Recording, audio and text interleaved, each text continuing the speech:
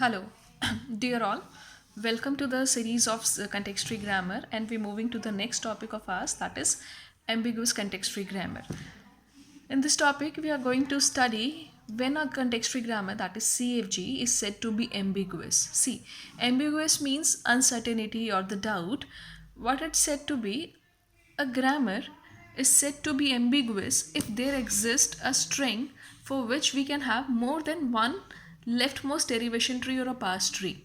For example, let's say we are given with this grammar. We'll understand it with an example. We are given with an example s tending to s plus s oblique s cross s and oblique a, and we are also given with a string a plus a cross a. Now, if for the string we can have more than one pass tree from this grammar, what it means कि अगर ये एक string को हम एक से ज़्यादा तरह से जनरेट कर सकते हैं इस ग्रामर के through, then this particular grammar is set to be ambiguous. There is more than one way to generate a particular string from this grammar. That is, let's see further.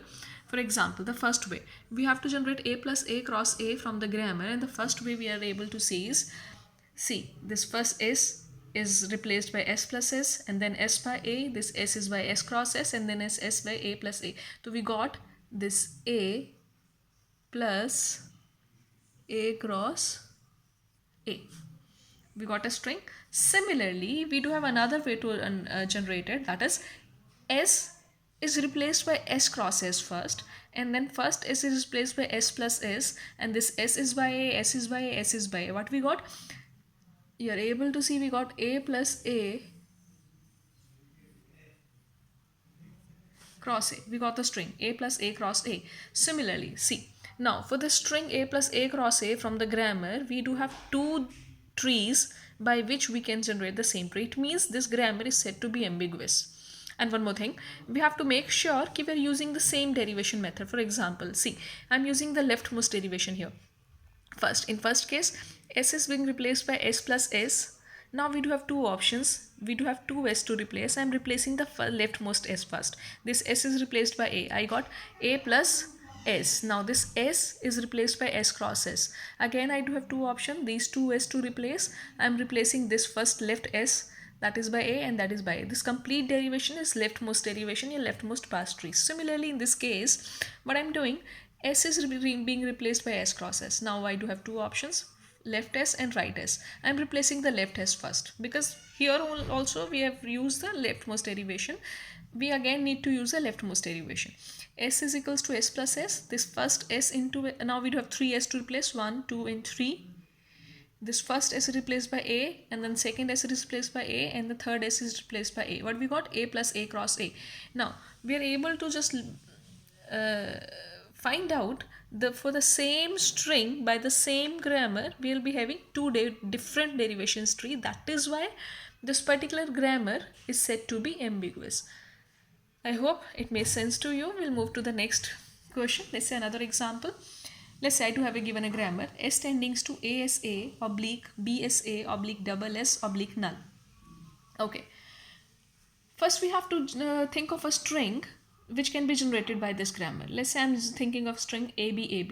I'm taking an example ABAB. We can generate this ABAB string from this grammar. Now we have to find out whether we can have more than one pass tree for this string or not. मतलब क्या हम इस string के लिए एक से ज़्यादा पास tree बना सकते हैं, डेरिवेशंस बना सकते हैं? अगर हाँ तो ये ग्रामर एम्बिगुअस कहलाएगी, अगर नहीं तो हम कह देंगे कि ग्रामर एम्बिगुअस नहीं है. For example, let's say first way, I am replacing this s by asb, and then this s by bsa, and then the last s by null. What we got? I got ab as a string. Another way, I am replacing this s by double s.